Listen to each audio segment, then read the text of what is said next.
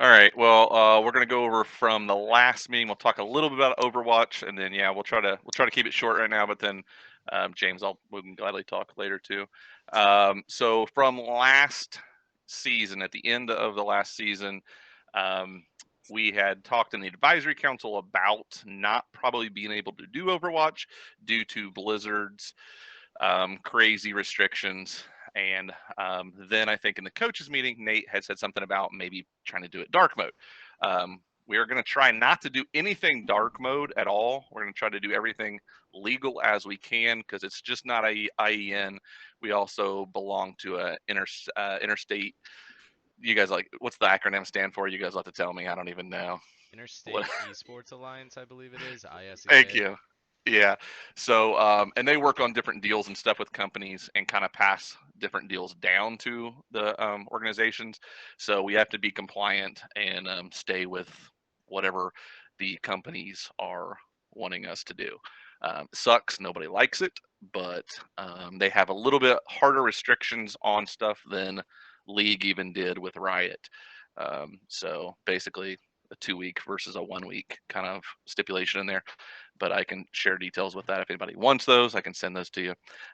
But we will not be able to do that. We can do with Overwatch though is still do some one-off tournaments and stuff like that. You are also as teams, you're allowed to contact each other and do scrims, anything you like with that. We just can't actually run an official league. So, but we definitely want to um, do some tournaments. So, anything else? Anybody else wants to say about that Overwatch that we had talked about? So, Ben, the idea that my coach and I had was that we might run, let's say, 4 tournaments throughout the year. But we just wanted to gauge whether or not people were actually going to play Overwatch. We don't want to try to Right. organize tournaments that are one-off, right? Because that's Mm-hmm. the rule, capped by the number of teams, all that good stuff.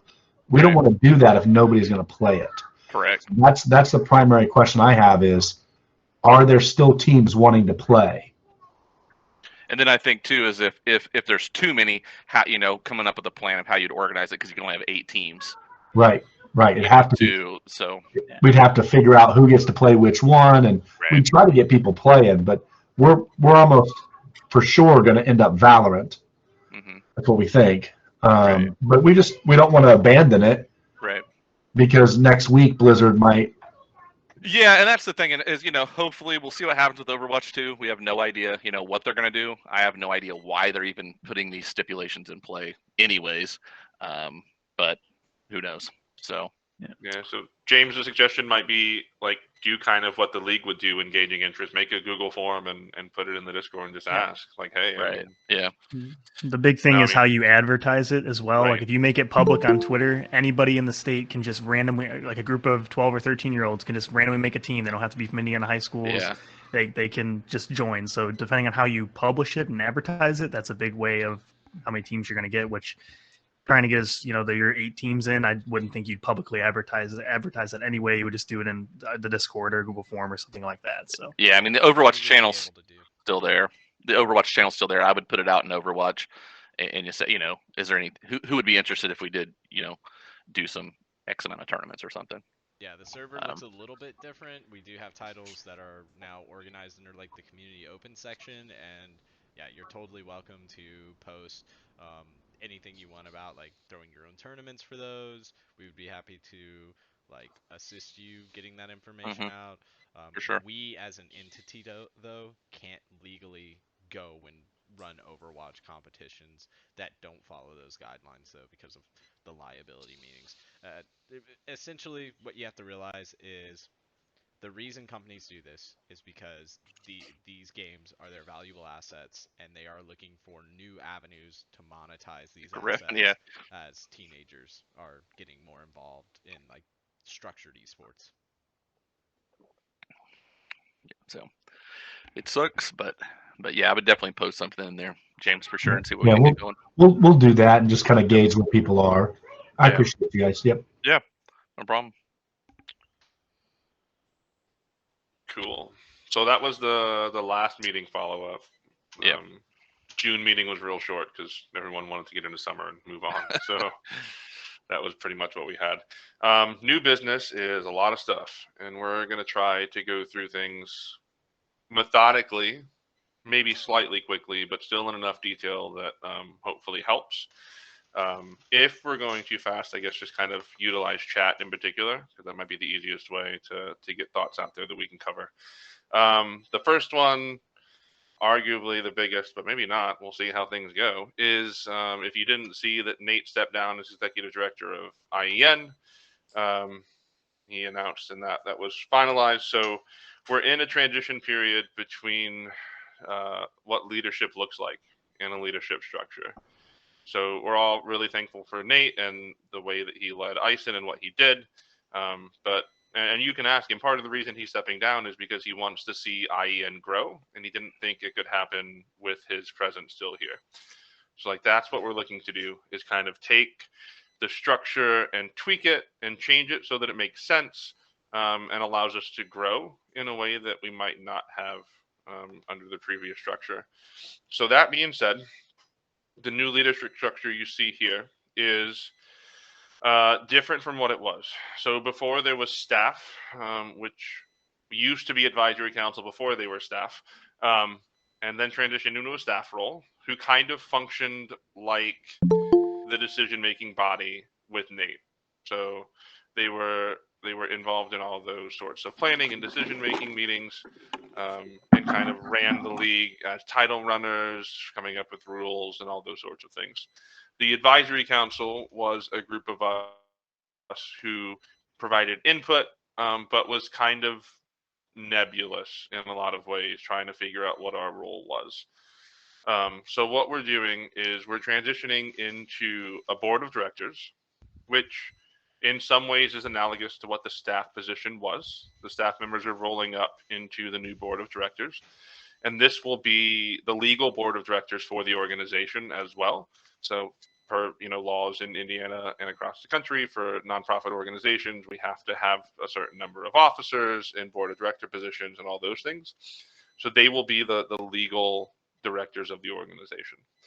The competition council is taking the place of the advisory council, kind of morphing into a group that is more focused on providing feedback on rule changes, on competition decisions, kind of optimizing the way that the league itself is run. And they will provide recommendations to the board of directors, who will make the final decision. That's kind of for two reasons. One, it's to make sure that the legal responsibility falls on the board of directors and not the competition council. So all of the legal decision making happens at the board level, which means if we screw anything up, it's our fault, but not the competition councils. And the other thing is so that competition council does remain focused, and it's not a blanket time commitment of meeting every month. It's when things need to happen, they happen. So I, as president of the advisory council, was invited and affirmed into a board of directors role. So I'm transitioning into that. The advisory council members last night at our meeting agreed to put their names forward for affirmation into the inaugural competition council. And we'll cover when we get to the bylaws and general rules part. But basically what that requires from us as members at large of the organization is just an affirmation vote. So we can talk about that now and maybe do it when we get to the bylaws part. But I believe most of those advisory council members who are transitioning to the competition council are here. So we can highlight those names for you. But that's basically the process. If anyone wants to be a competition council member, they can submit their names, and then they'll be voted on for approval. And if somebody wants to submit their name for board of directors, that's the same. So both of those are outlined in the bylaws and general rules as the process for adding to those groups. So again, we're kind of functionally aligning with how nonprofits should be organized and making the titles make more sense in terms of what the roles and responsibilities actually are. I think the big change you're going to see too there is it won't just be, we're not trying to replace a new Nate or anything like that, and you're not going to see just one person running everything. You're going to see a group of people trying to make decisions on this as a group instead of just one person. So hopefully that will be make more sense and be more transparent to everyone. Yeah, I mean, maybe we should just like highlight who that is again for people. So like the new board of directors will be myself, and then if the others want to kind of speak up so they can see your faces. Ben Underwood. Dylan Gentlecore. Nick Parcell. Nathan Stahl. And I don't And think yeah, Kristen's here. yeah, Kristen also. And then the One quick thing I wanted to point out, the board of director, like we've made pretty clear what is involved there with the operation of IEN. Competition council, if you want like the shortest possible definition of it that I can give that made sense to me, it's like a group focused on giving us feedback and advisement on competitive integrity and equity. So it's not just about the nuts and bolts of trying to come up with rules and stuff, but looking at the league and the way that it's working. Are we providing a fair environment for students all across Indiana? Yeah, all demographics and different size schools and stuff like that. So the former advisory council members who are transitioning to the competition council. If you just wanted to, I guess, introduce yourselves as well, real quick, so people will know who they're voting yes or no for the inaugural competition council. Hi, I'm Trevor Smith here. Hi. Hi, I'm Carrie Stegemiller. Anthony Harder. And Rick is not. He just messaged me. Here. Okay. He actually did. His family just got in a car accident, so he said no. everybody's good, but he is not going to be here tonight. So Okay. So also Rick is up on the ballot for competition council as well. So yeah, I figured we'd transition to the bylaws and general rules. Oh, Nick as well. There's Nick. say Nick's in here, isn't he? Somewhere. Yes, there he is. Yeah, he just typed in chat. There you go.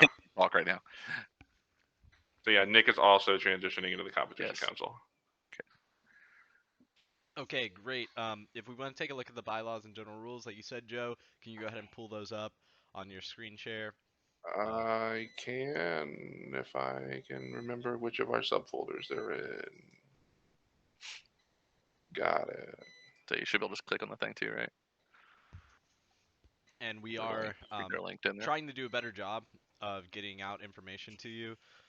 We have consolidated a lot of our resources into Google folders, and we've started to send you links to those folders, and we're adding more materials to those. So, for instance, if you looked at the Discord announcement or the email that I sent out on Monday, same content, just two different places to check it. It did have a link to a registration folder that has helpful materials. In that folder today, I added some additional materials for those of you who wanted things like a sample code of conduct, or maybe you would like a spreadsheet to help take player attendance in for practices and matches. Little things like that I've added in there, and anyone is welcome to contribute to that. The board of directors, every member has direct access to it, but if you have something from your school that you've produced that you think other schools would find helpful as they try and create materials, especially our first-time coaches, or even coaches who are trying to improve things this year, please feel free to pass those on to us, and we can put those in there as either templates or samples. But as we look at this, the bylaws and general rules, I just want everyone to realize that we really just went through and cleaned a lot of this up quickly and made changes where necessary. I would consider this like a first draft of a new legal document. That's why it's the bylaws and the general rules. This is something that we are adhering to from both like an accountability sense, spirit of the rule and competition, but also from a legal sense. But we aren't fully married to the language that we have here. So if anything seems a little bit unclear, or like we could add more to it to create that specificity, that's also on our minds as well. So the main things that have changed, if we look at the bottom of this first page, the board of directors, we tried to outline exactly what that process is for being part of the board and what they're involved in. As we continue to flesh out the board of directors and sort of grow into this new governing role, we do want to make it clear who is responsible for what within the organization. So, for instance, I already said earlier, like, hey, I sent you out an email and I put in a Discord announcement. That's along the lines of communication. I'm someone who, in my current role from Wisconsin, not being as deeply integrated into the Indiana system as I once was, I'm trying to help with sending out that communication more and more. Kristen, for example, is looking to run Unified specifically. So we're trying to come up with dedicated tasks and roles for our members. That way they have like a meaningful thing to accomplish while they're working for the organization. The Competition Council, on the other hand, we have like I said, focus that reined in that responsibility. You are no longer just like participating in another Google Meet right before this one the night before, which really felt like a burden rather than something that allowed you to contribute more. We want the competition council to feel like they can go into their channel in the Discord server and talk about the issues that they think are affecting competitive integrity and equity in our league, and giving us the feedback, the notes that we need to make better decisions. And if we have any questions or any initiatives that we want to tackle, we can go to them with those and get the responses that we need. The competition council, we outline the process for that as well. Basically, at the beginning of every semester, you will have the opportunity to nominate yourself or another person as well as a vote, and it's a very simple majority to get onto the competition council from anyone that's in attendance. Being appointed to the board is voted on by the current board. So if you were someone who was interested in coming onto the board and helping us by fulfilling certain roles that need to be done, we would just take a simple vote, and 3/5 vote would get you onto the board. Um, Looking down as we continue to go through this, like I said, a lot of this was just cleaning up language. Former English teacher here, so trying to go through and proofread, spell check as I make my way through this document. I believe the next largest changes were revolving around um, It's under the school team types. the school team times and whatnot. Yeah. Yeah, so we added some links and everything, but if we, yeah, go down to the school team types, that's where we see some additional language that will hopefully help clear things up for people about varsity, junior varsity, and club. Um, we once again are adhering to the rule that we created last year when we introduced the varsity JV system, that your varsity team members are people who play in 50% or more of those matches in the season. We're sort of strengthening that rule in a sense. Once again, if you have JV players that you bring up as subs, great. We love that. We think that's probably the best system to have. Dedicated varsity subs is kind of like a I had a kid who was in this position last year, and he was like, "Yeah, that's kind of like a dead role. Like you're not going to get much playing time." However, being a starter on JV does give you the option to be that pinch sub for varsity as long as you're not playing in over half of the games in the season. Now, what we wanted to do for playoffs is make sure that we're saying you had to have started and played in at least 50% of the matches in the regular season before roster lock, which is right before playoffs. And if you are going to bring up a JV player, that needs to be a legitimate JV player who played a lot of the JV games, at least 3/4 of the games. If that's the case, you should have a lot of flexibility. So we wanted to add some clear language to make sure that this was an enforceable rule that people could adhere to and that we could check, but wasn't one that felt so limiting that, let's say you have some varsity players, it's now the end of the season, we're in April, you're trying to get your kids into that playoff run to compete at the state championship, and you have a varsity player who says, you know what, I can't do it. My parents are making me quit to get a full-time job, heading into the summer. Okay, well that's terrible, but your team isn't doomed. You can pull up that JV player and continue your season. Club, remember that you can have an unlimited number of club teams. Um, they cannot be on varsity or junior varsity rosters. We may look at that rule soon to see if there's some way that we can word it fairly so that maybe if you need a pinch or emergency sub for JV, a club player could step in. But the real thing that we want to focus on is, once again, if you are new to IEN, especially ISIN in particular, because IMSIN doesn't really do this whole system, um, you start out at the club level, and you will be allowed to access the varsity level in any game after your first semester. So that's something that we want to make clear. If you are a team that just joined, you have to be in club your first semester. Second semester, as long as you don't have any violations, if you didn't have excessive forfeits, then you will be allowed to enter a varsity roster in any title of your choosing. I think other than that, we don't have any big changes along the lines of the general rules and bylaws. This is something that we do want you to look over again. We will notify you of any changes that we make that are not just like wording or something along the lines, but you must agree to these as part of your rechartering process so that we can have accurate, updated information for each of the schools and the support staff managing the programs. And speaking of chartering, did you want to bring the charter up real quick? Whoever's controlling.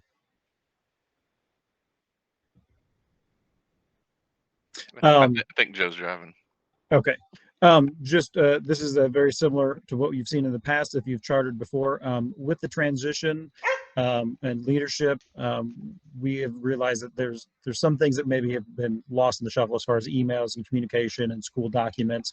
And so we are asking that every school charters again this year, and that will help us make sure that we have an accurate list of who is in IEN. And that's just going to be beneficial for us all. It's going to make sure that you get the emails, going to make sure that we're able to communicate with everyone effectively. And so you can see the charter, very simple to fill out. It does need to be on the second page. You see it needs to be filled out by your, or signed by your principal also. This is just making sure that things are on the up and up. One question we did have from a couple middle schools that were onboarding. Yes, if your middle school and your high school have different principals, then we do need to have two different charters, one from each building per se or principal. Once you have that filled out, then you can submit it in the form. And that form is what is asking you for your contact information, school name, organization name, your name, email, also your Discord username, or whoever the coach is. And if there are multiple coaches, you can put those down, I suppose. The principal name, principal email, and then use that school enrollment chart right there to figure out what the size of your school is. That is from the DOE. And then this is where you would actually upload the file then of your signed charter and submit it then at that point. Yeah, and if you can click on these links here, so you don't have to go find them other places if you need to get them here. They're both linked, the charter and the bylaws. Yeah. And then one question we have received a lot of is with the student forms, the student permission forms. In the past, that was always a thing. I think that was kind of said, need to fill this out. And then at some point you were going to turn them in. Never quite worked right. So there is no requirement for you to turn in any student forms to IEN.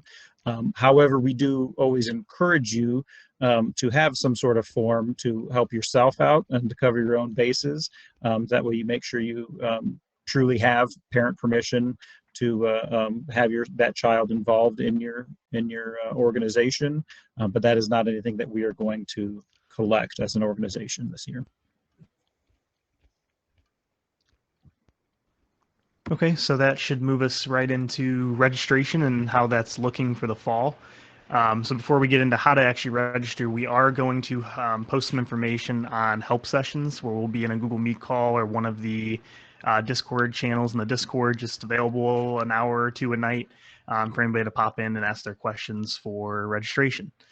As Dylan was saying earlier, we're trying to compile all of the registration, title rules, forms, links, all that kind of in a common place so you don't have to go hunting through the Discord or anything like that for it. So in Dylan's email earlier this week, there was a link for all the registration links as well as our registration folder, which is now pulled up.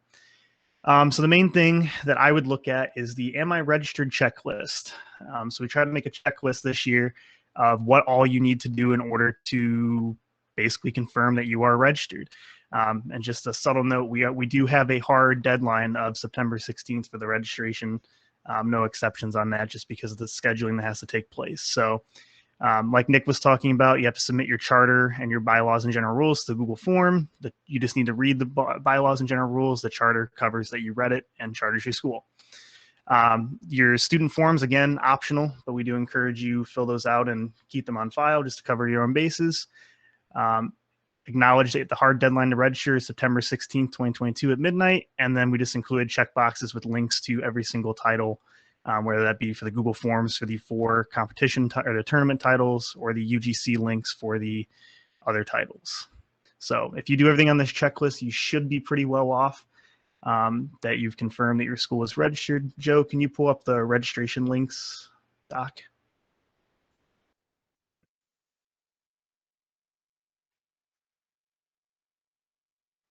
So this doc that he's pulling up right now is just a compiled list of every single link that you will need for every single division. It is worth noting that we are missing a few links on here. iRacing is still being worked out, so we'll get that registration link to you as soon as we can. Rules and title, and then I think I'm missing Club Valorant, but I'll grab that link and throw it on here after the meeting is concluded. So. Hey, I made it. I made it. It's there somewhere. Yeah, no, I just didn't put the link on there. So, but it should be really easy. Also, in that same folder, the registration folder, there is some YouTube videos and some PDFs on how to make your students' accounts for UGC, your coach account for UGC, and register. It's worth noting that high school teams will have to register their coaches and their teams. They all need accounts. Middle schools only need their coach to have an account. No student accounts are needed. So I think I covered everything there. I know there's probably going to be questions, but we'll get to those when we get to the end here. If you look at that I'm registered, though, that should be super helpful, I feel. So it's definitely got most everything right there that you need in one spot. So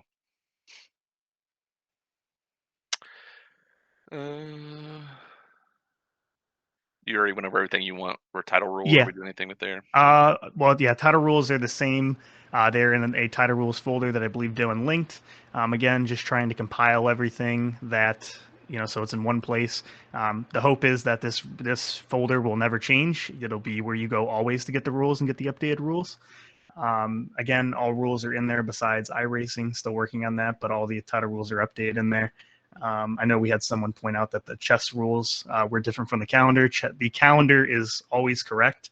The rules had a typo in it, so we changed that to Tuesday instead of Monday. So, but all your title rules are in one place. If you guys do look through the rules, though, and you see something that looks like it's not off like that, so like that was brought to our attention. Otherwise, we probably would have missed it. We didn't change that. So. Yeah. And another thing I just thought of too is Ben has actually gone through this morning, and in the Discord, in each game category, there's a rules and resources section that will also have the most updated rules in the channel. No one can type in it; they won't get buried. It's a good place to find them as well. It'll always be right there. So, so I think what's next on the list? We have Minecraft. I think next. Minecraft. So with Minecraft, we're going to change a little bit. Nate was kind of the driving force there as far as how it was going to work this year. And so we really don't have the setup structured of how we wanted to run it. So I think it's going to be shifted to some like one-off tournaments, and there'll be more probably like bed wars and stuff like that. We haven't really. That's the tournament council. They'll be able to work on that for sure, and help us a little bit with that too. Make suggestions of maybe for that. But I know we'll do some bed wars tournaments and things like that. So Minecraft will be changing and won't be a big build challenge this time. It'll be more of push to a something like we'll do with like Overwatch and things like that. So anything else about Minecraft that we can think of right now? Yeah, I mean, I was just going to say, like, frankly, we have a lot to do on the back end with like legal documents and transitions and all these things. So like it's a bandwidth thing, really. It kind of stinks, but I mean, it's just the honest truth. Right. So then tournament titles, Fortnite, chess, Tetris, and iRacing. Those are all up as far as the rules there. I think there's links in there currently. Do we have the Tetris link in the? It's in the meeting doc and in the Can you bring up the registration meeting link. doc again, Joe, real quick? I know Fortnite and chess are there. Yeah. So all your tournament titles are going to be Google Form links. They will not be on UGC. Yeah. So yeah, there you go. So those four right there, you won't have to sign up for those on UGC, and you'll notice too if in that I'm registered thing, it has off to the side whether it's a Google form or it's UGC. So those ones will be a Google form. Most of those are more all of our kind of single titles. So if you look at the calendar, each day you're going to see at the top. There's going to be a title, which is more of our team based, and then there's a solo or um, kind of 1v1 ish type title underneath of that, and that's these four right here: Fortnite, chess, Tetris, and iRacing. With those, they're each a little bit different, so definitely look at the rules. But pretty much across the board, there you're allowed five. They're classless. They're all classless. There's not a 1A, a 2A, and a 3A. There's not a JV and a varsity or anything like that, or club or anything. It's all together. Those you're allowed usually per school 5 kids to compete each week in those. I'll talk about Fortnite a little bit because I have to figure out with Fortnite. We're going to start with 4 per school. It's going to depend on how many schools sign up for Fortnite. I'm only allowed 99 people in a basically in a battle royale. And I have to be in there too. So now we're down to 98. You can rotate players. I think Nate can talk about chess there, but I'll talk about Fortnite a little bit. With Fortnite, how it's going to run is I'll run on Wednesday nights. We'll have 2 battle royales. We'll do a build battle royale, excuse me, and a non-build battle royale. You're allowed 5 in the first one, 5 in the second one. Those can be 5 of the same kids, or you could rotate kids in and out of there. I could put 3 that go from both over there. Okay, 5 or 4. We're gonna do 5 right now, Andrew. But I think it's going to be fluid a little bit with Fortnite. It's going to be a little trickier to figure out. We're going to try to do 5 um, and see if we can do that. It's going to depend on how many people register. So once I get the data in from the people signing up those Google forms, I'll probably put out some more information on that. Okay. So yeah, for Fortnite, yeah, I've got 66, Andrew. So so yeah, I feel you. So with that, I would have some rotation probably or something within your kids. So that week when Dylan's kind of laughing, there's you know, if you got kids that are really good at builds, have them do the builds. If you have good at non-builds, have them do the non-builds.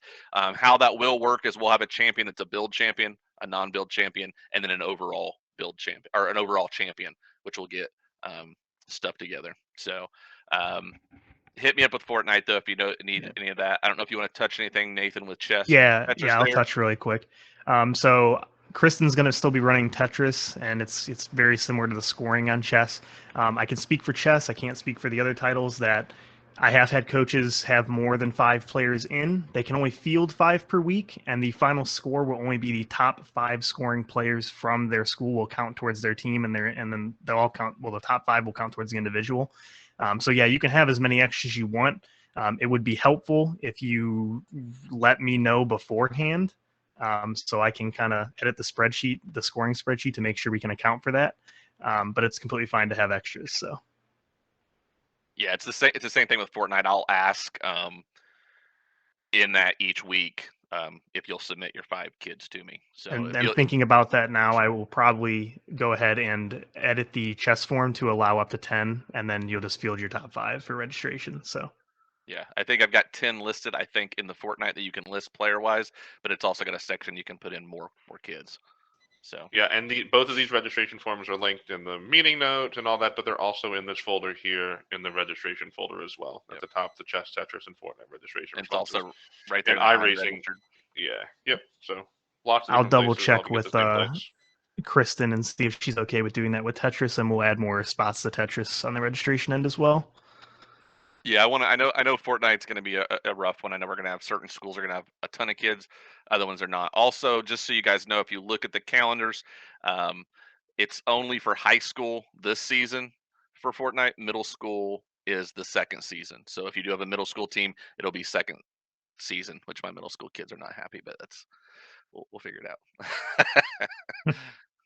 I would say for those of you who are still trying to conceptualize what the nights look like, especially if you've never done this before, um, think of it as, we're competing 4 nights a week. You can compete in as many or as few titles as you would like, but on each night you'll have the option of participating in a team sport like video game, with 3v3 or 4v4 or 5-on-5, and then you'll also have the option of fielding a roster for something that is more like cross country, right? Where it's all these different sizes of schools lumped into one big competition, and you're able to field 4 or 5 kids from your school out there, and how each individual student performs will earn your team points for that particular night. And that's pretty much standard across the board for all of the 4 titles: chess, Tetris, iRacing, and Fortnite.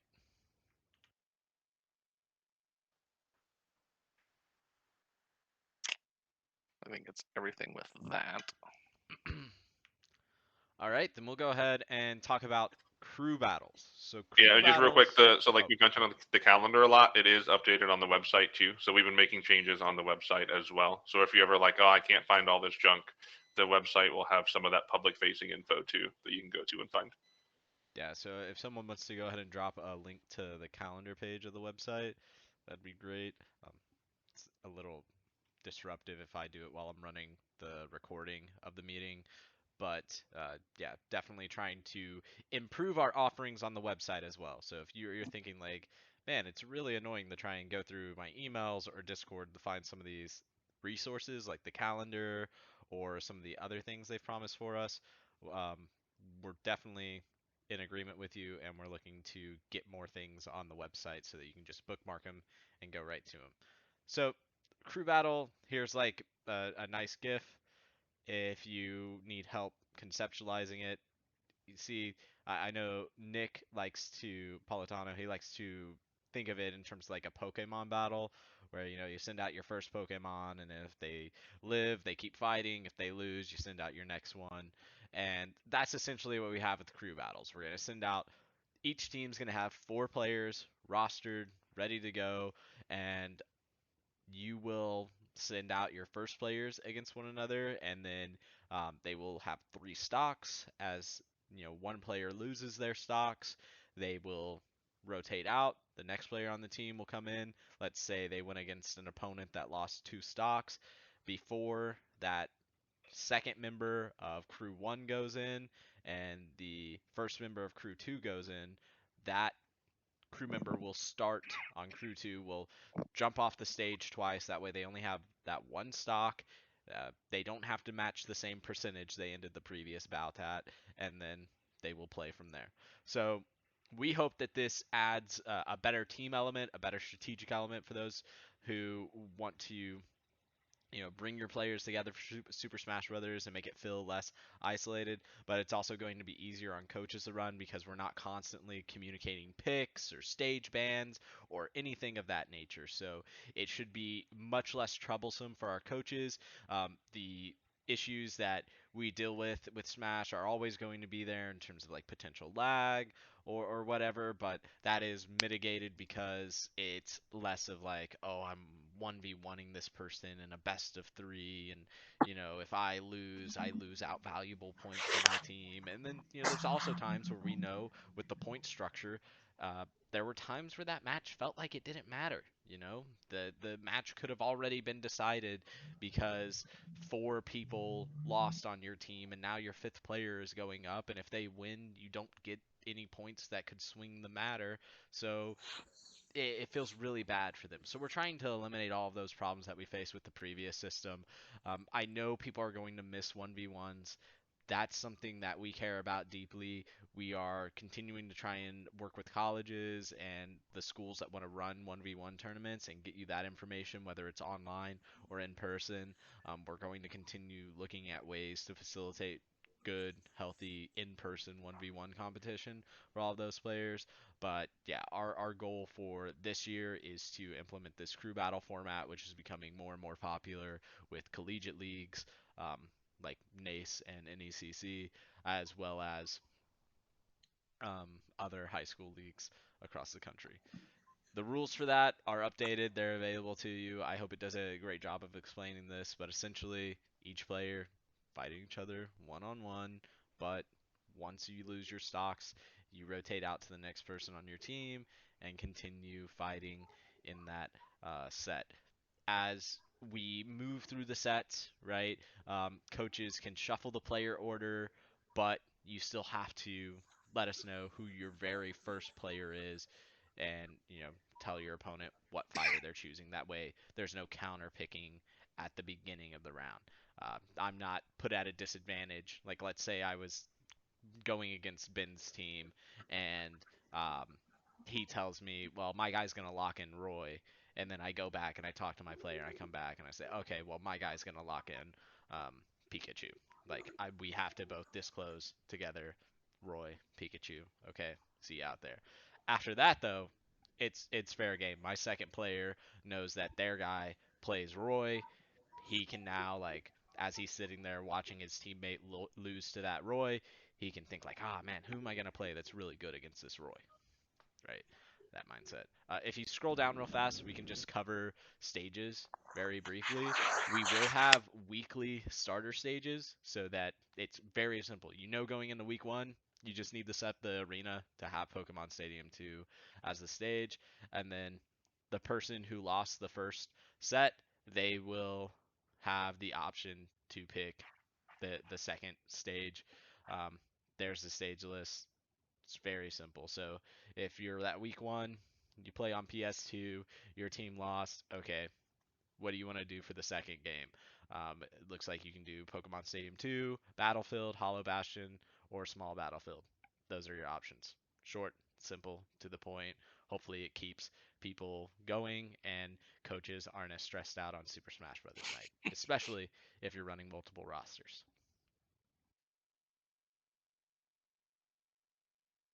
And so just to touch on something too that, I think Dylan said, but you do not, like before we used to rank our kids number 1, number 2, number 3, number 4, and so on. You can still rank your kids that way. However, you're not required to say, hey, this is my first kid I'm going to put up. This is my second kid I'm going to put up. You can save your top player until the end, or you can put your top player in the middle, or you can put them in first. It's strategic now. So, yeah. Can I ask a question based on that? Yeah, go for it, Tucker. So let's say we have like 6 kids that are interested in playing, like, so we have substitutes available and stuff. Mhm. Could we kind of pick as we go? So if like we get to like the last round, we've got, I was planning on having kid A fight, but then like kid B didn't play last week, and it's like, oh, I think this would be interesting if we can we change that up out of like kind of pick the 4 as we go, or do we lock in which kids go in which order and it stays that way? So this is something that might need to be clarified in the rules. I'd have to take another look at the wording, but our intention is that you roll with that first 4, and then in between sets you'd make substitutions. Okay, so you choose your set of 4 kids. You'd play until the 4th kid on the losing team is done, and then you choose another set of 4 and do another set like that. yep. Okay, gotcha. Yeah, so you're not rotating. You don't have like a pool of 6. You have a pool of your 4, and then Yeah. you between matches. But those you 4 can be Gotcha. placed anywhere you want in your lineup. Correct. Okay, So- so if we have a player that is playing like a zoner character that might be better in an earlier match than we were expecting, we could say, oh, now you do here instead of, so they can choose their character as long as it's not the first match. They can choose their character, and we can choose when they go in as long as it's in that set of 4. Yeah, only on the first match we have to declare characters. If I were to play K. Rool and I beat your player, and you have a guy who's really good against K. Rool, put him up. Gotcha. There you go. So Even if going into it, that guy was planning, you were having him plan to be your anchor, and he was like, you're like, oh, you're gonna be our 4th guy to go up, but then he sees the K rule come out, and he's like, hey, put me in now. I think I can take the K rule and swing the momentum here. You have the option to do that. UGC did have settings for 4v4 crew battles, so we're going to meet with them tomorrow. I'm hoping that it's as simple as in UGC, like with other games, you can set your 4 starters and then list your 2 subs. That way we don't have to do any sort of, every week you're disclosing your roster. It would be just as simple as, making sure it's correct on UGC, and then, that you have that transparency there. Gotcha. And just to clarify, those 2 subs can be swapped out right before the match if one of my kiddos, can't stay, and I thought he could. So they're expected to be at the match in case one of my 4 can't go. But once the match starts, my 4 are locked in and must finish the entirety of the match. The 2 that were subs, once our match starts, they cannot be subbed into play. Gotcha. Is that the set. correct? In that set, yes, not the whole match. So Right, if 'cause we go to- everything is best of 2, so you're playing 2 crew battles yeah, on a week. gotcha. So in the first crew battle, we have 4. But you're saying I can pick from any of my 6 for the second crew battle. Yep. Yeah, it gives you some flexibility. Correct. Yeah, Yeah, it- you can pick for any of your 6 from the first crew battle if you want to too. If you don't want to start Right. your main starters and you have one kid that doesn't show up, you can put a sub in your first one too. I Gotcha. don't even think in the rule set we have disclosure that you have to give us their, like, do we have to give names, Dylan? I'm like, you know, how we used to have to like give our lineups. It would be the same thing as like any of our other titles. If you're making a substitution, like Yeah, at least using let your your subs you on know. Yeah. in your starters, and maybe that's something that we courteous, yeah. can add to the general rules in total, or like we just need to make sure we clean up in the title specific rules. But yeah, it's the same thing. You know, if it's League of Legends and I have my 5 starters and 2 subs on UGC, but I know my support player can't make it and I'm putting in my sub for that role, I would let the other team know in advance, and it's the same thing. Sometimes in advance means like, hey, it's 5 o'clock and my kid ghosted me after school today. Right. I'm gonna have to reprimand them tomorrow, but tonight this is the person I'm putting in. That's totally fine. It's just like we don't like that surprise element of like, oh, we're now to the 3rd fighter on the set, and one of their subs is going in. I didn't know that was going to happen. That's what we're trying to avoid. So language pertaining to that can definitely be added. Clarification on the JV subbing. So I've got my 6 guys. They're all present. That means that I cannot sub a JV player in. Is that correct? Or I could still sub my JV player in, even though I have my varsity 6, because I want to. Well, in that scenario, what we usually do is we ask you to have the JV players listed as a sub, and that's so any JV players that you would put on your varsity team as a sub, they would roll up there in the sub role, but they wouldn't count as one of your 6 varsity slots, right? So when I look at your UGC, you may have, let's say, 8 Smash players listed. 6 of them are varsity, 2 of them are JV subs. Does that make sense? So that what that means is as long as they're JV, they can play half the matches of varsity, given that they play 2/3 of the JV matches, right? They have to actually play They can't play 50% or greater. Correct. of the varsity matches. Yes. Yeah, or they're automatically then varsity. Gotcha. So, but I could sub them in, let's say 3 times in the season, right? And say, hey, tonight's your lucky night, bud. You're going to go play varsity. Yep.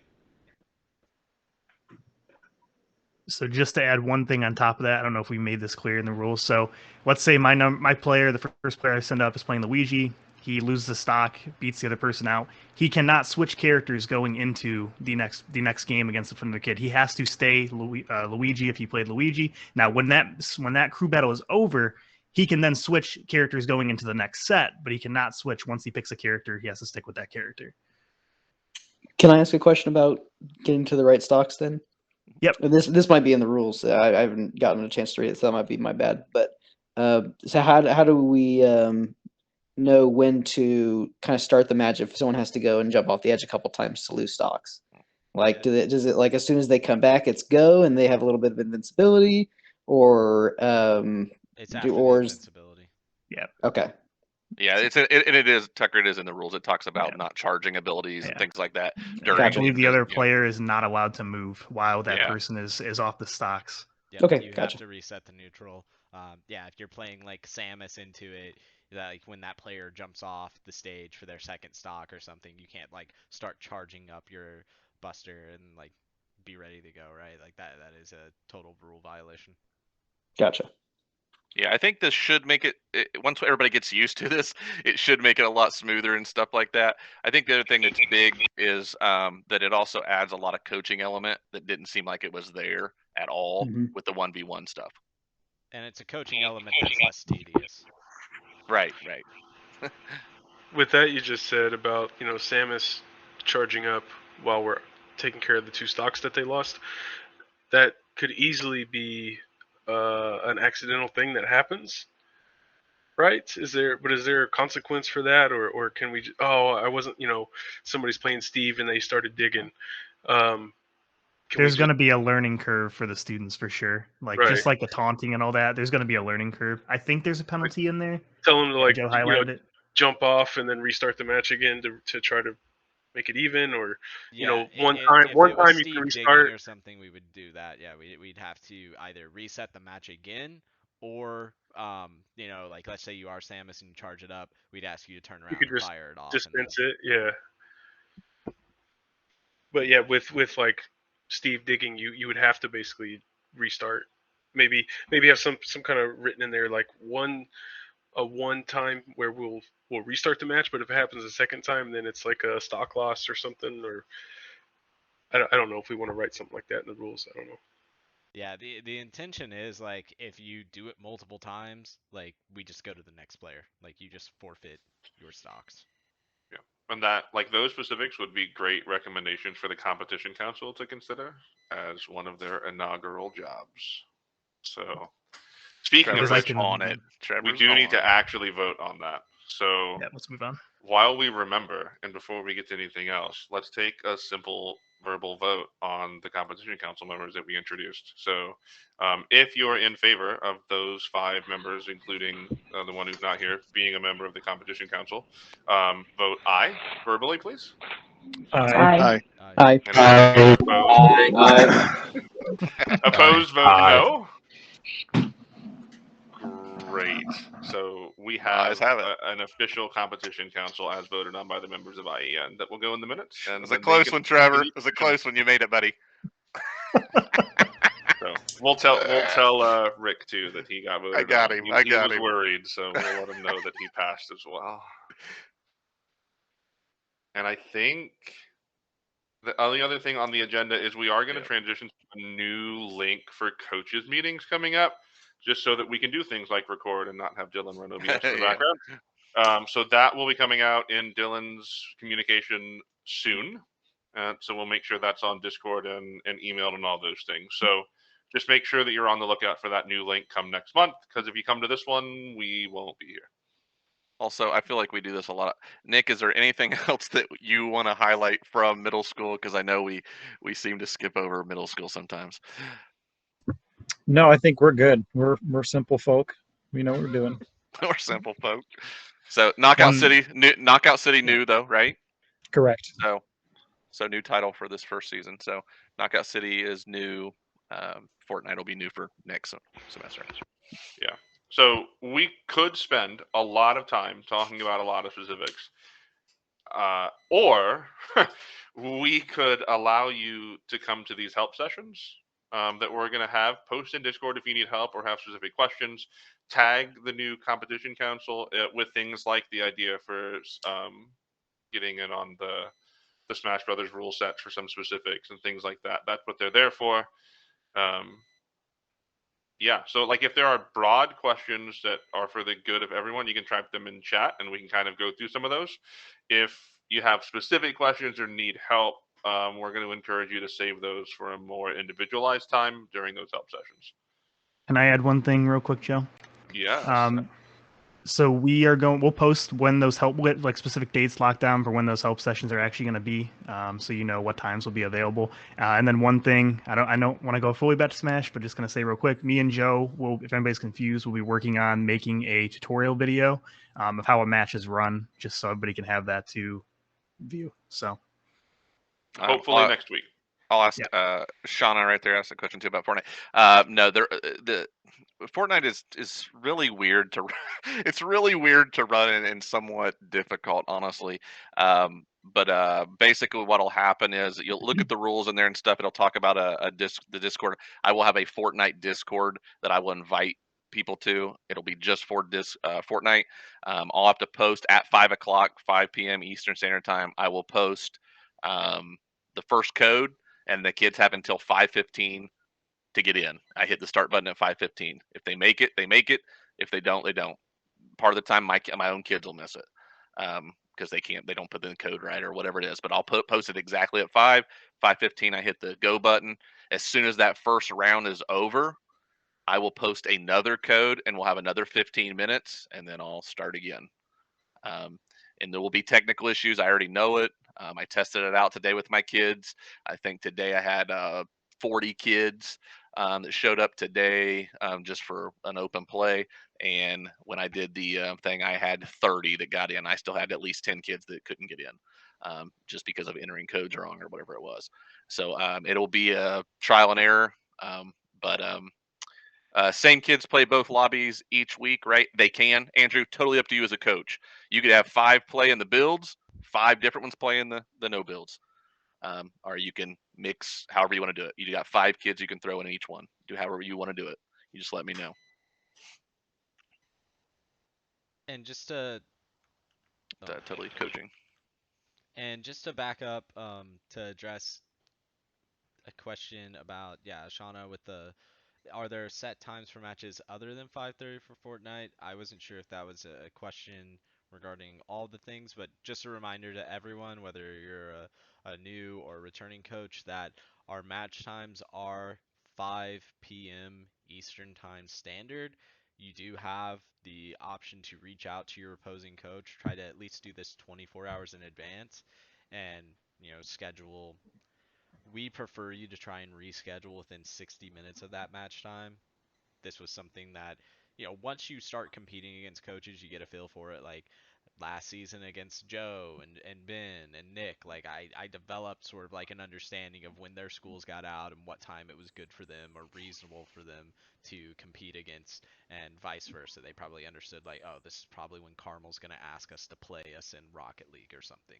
So aim on being there and ready to play at 5 p.m. Eastern, 4 p.m. Central Time for all of our matches. Fortnite is the only one that has a little bit more unique of a schedule to what Ben outlined. I think all the solo ones are a little bit more unique, right? Though, I mean, chess you have a certain time, right? I mean, they're all a little bit not as flexible as actually the team based stuff. And True. middle school. And So I was going to interrupt. Middle school start time is 4:30 Eastern. I was going to jump in with that too. Yeah.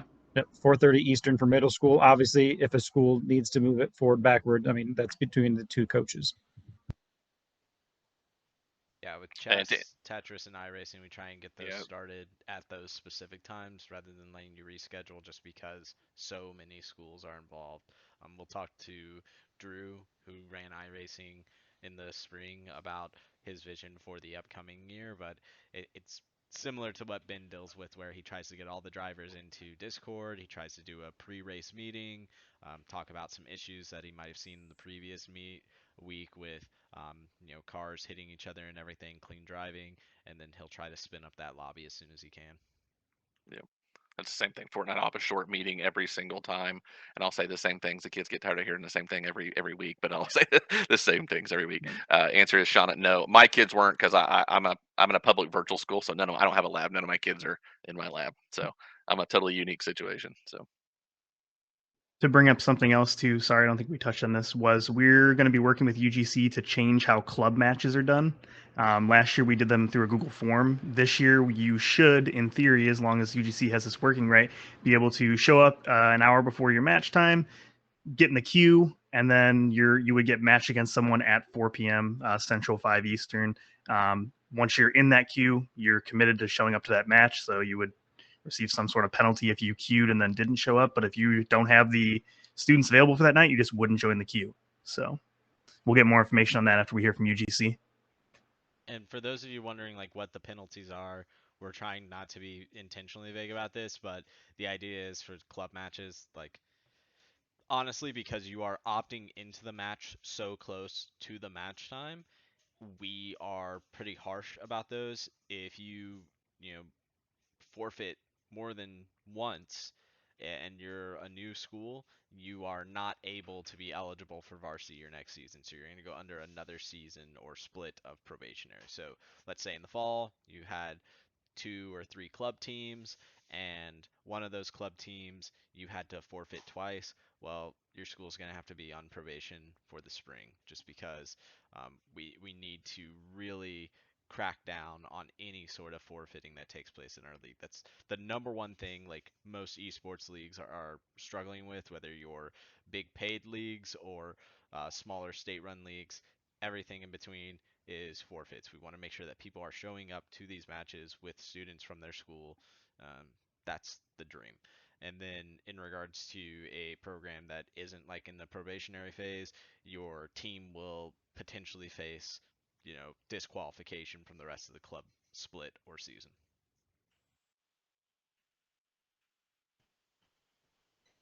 The only other big thing I can think of is, Nate was kind of that one single point person for everybody to tag on Discord, and it got real easy to do that. But like it's easy to tag the role or us as individuals.